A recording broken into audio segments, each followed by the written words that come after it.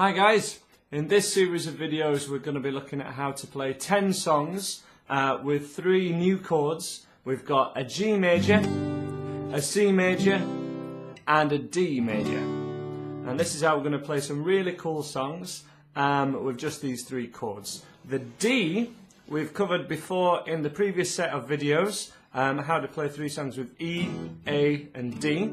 So if you want to know how to play that D chord, check out the previous set of videos and we'll get you playing onto the record with those. But in this one we're going to be focused on a lot of songs which are in the key of G, which means that these songs are going to start on G, and also the other chords that we use with them, C and D, sort of fit in the family of G. When we start on a G chord, a C and a D sound really good when we play after it. So we're going to be covering how to play these, how to change between them, and a couple of different options you've got with these chords. So this is the normal standard way you will play a G major chord on any guitar. We have your middle finger on the thickest E string at the 3rd fret, which should be where you have a dot on the top of your guitar. Some don't, this one doesn't for example, but most standardized guitars do. That's where your middle finger goes. Your first finger goes on the 2nd fret of the A string. And then your 3rd finger is all the way down on the thinnest E string at 3rd fret again, so on that dotted fret. And if all those 3 are right on the tips of their fingers, some people have a habit of flattening off their 3rd finger when they go for this G chord, but I need you to make sure that they're on the tips of their fingers so that they all ring out great. And it should sound like that. So this is your standard G major chord from another angle. A couple of important points to note from this alternate angle is you want to make sure each finger is at this side of the fret and not at this side. So your first finger at 2nd fret wants to be right over here. Your middle finger at 3rd fret on the thickest E string wants to be right over this side of the fret and not over here.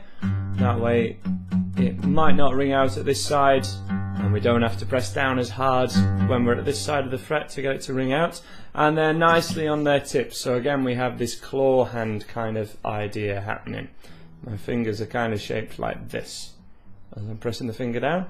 And exactly the same for the 3rd finger, it's on its tip. And my little finger, rather than kind of being down here or kind of distracting or sometimes helping push down this one, it's just right at the side, right next to that 3rd finger, kind of gaining some strength from it. And that's your G major chord. So again, 1, 2, 3, little finger next to it. And that's your standard G major chord. So as I say, that's the standard way to play a G. There's another option that we can do with this G chord that will make a lot of your changes and a lot of these songs, one, a lot easier, but also actually sound more like the record as well. And that's by playing it with your little finger on as well, with your 4th finger. So from your standard G, we move your 3rd finger up a string, but at the same fret. And then we have your little finger, your pinky, on the thinnest E string where your 3rd finger was. So we've moved your 3rd finger up and replaced it with your little finger, and that sounds like this. Now to my ear, that actually sounds like a more pleasant and nicer sounding G. Compare it to the old way. I prefer the sound of this one. It's a tiny bit more work because you are using your little finger for the first time. However, this is going to make changing to the D major chord that we've already covered, as I say in a previous video. So if you're not, I'm not going to go into this D too much.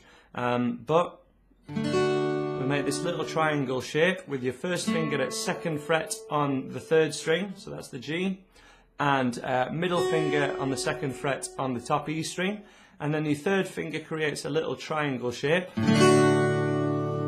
And that's your D major chord. As I say, this gets used a lot with a G.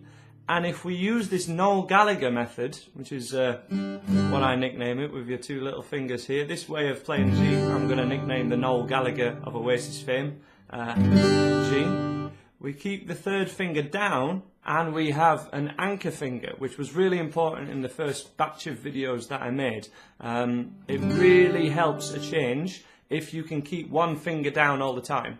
In this case it's your third finger, which isn't the strongest of fingers when you're first starting off. Kind of your first finger's the stronger one, but it should help.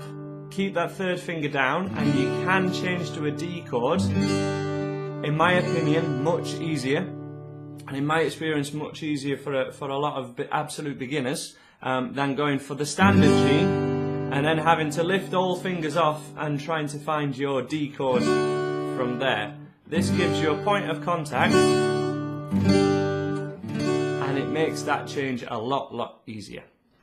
So your alternative G major chord, this is your standard one. Third finger moves up one string and your little finger, which was right next to it a second ago, goes on the thinnest E string. So your little finger's on the thinnest string and your third finger is on the next string up, which is your second string.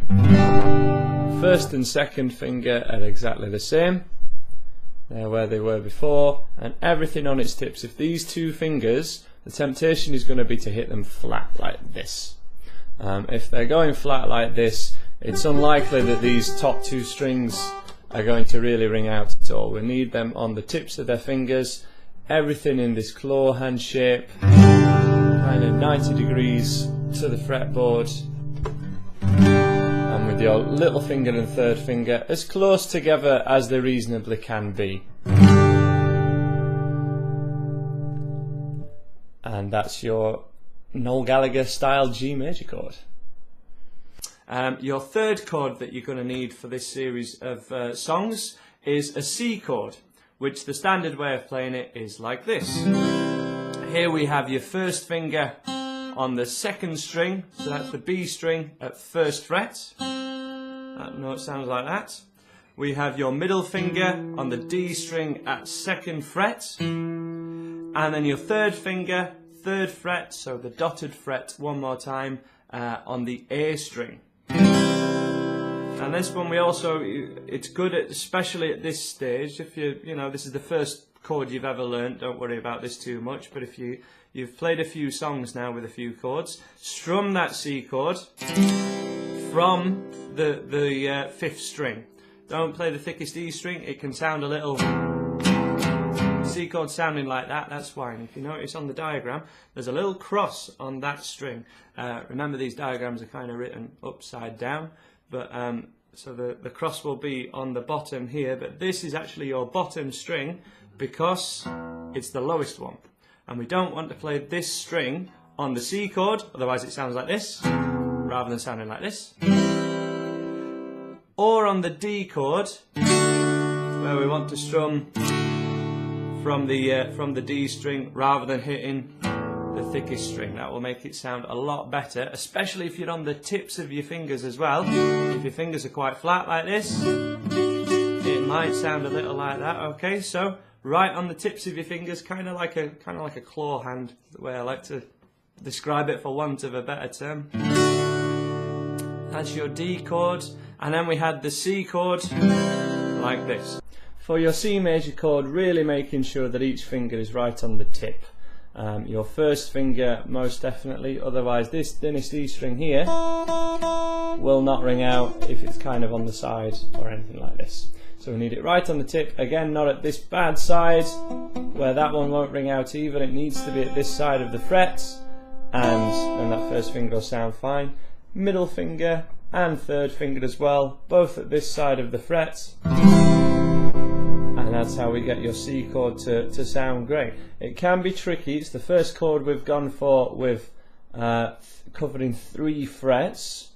E or A only kind of cover these first 2, so everything might have been a bit of a squash before, and now we're really spread out. If you're really struggling, you can use a capo so that your frets get closer together, moving the C chord further up the fretboard, but there's no really other way of getting this chord to sound great other than doing it little and often and making sure that your C chord sounds great. Okay, we've got a couple of options with how to play this C chord as well as the standard way of doing it. This is going to be a very similar way to the option we had on the G, so the Noel Gallagher method, as I like to describe it. When we play this C, that's a big change from both the G and the D. which the G to a D was quite a big change as well when you're first getting used to it. But what I would like to introduce to you is a way to play a C, which is a C add 9, which again sounds really great for a lot of these songs. This is actually the C that will be used in this song. This isn't a easy cheating beginner's C. This is a C that is used in songs because it sounds great. After you've done a few songs at this stage, I would like you to be able to change between a full normal G to a full normal C and the D. But to be able to do this in songs and get the sound of the record, this method is actually really used an awful lot, especially with these 3 chords in this sequence. So we have a G chord with the Noel Gallagher method. Play this with me now. So 3, 2, 1. This is your Noel Gallagher G. Then to play your C chord, we just move your first finger and your middle finger down 1 string. And don't play the thickest E string. And it sounds like this. This is your Noel Gallagher C chord. And it's not just used for Oasis songs, it's going to be used in lots of songs. For example, we're going to be able to play Free Falling with this chord change. And then to a D. And that third finger is going to stay down the whole time, which, as I say, is going to make this a whole lot easier for you. But I just want you to know exactly what chords we're playing here. Also, for another song that we're going to be going for, Sweet Home Alabama, this is the proper way to do those chords, even to do the riff. That's how the chords are made. It's not actually a full C. So really, really useful stuff. And so yes, just as a little bit more explanation as to why this is a C chord, because your fingers seem in totally different places, right, to where they were before. These 2 notes are actually the same, where your first and second finger are on a Noel Gallagher C chord, as to where they are on a normal C chord, but with your second and third fingers on them. They're the same 2 notes regardless. But this just keeps it in a really similar state to the G and the C. And then when we move to a D, we have a third finger anchor. So as I say, I'd really like you to use this method for the most of these songs, unless I tell you otherwise, because it really gets the sound of the record. But after these videos, after you sort of progress on, please be able to change between a normal G and a normal C and a normal D, because that's also fundamental to doing songs that don't begin on a G, that aren't in the key of G. And that's going to be everything that you'll need for this set of videos. We'll cover strumming patterns and everything like that. But fire away and choose the song that you want, and I'll see you there.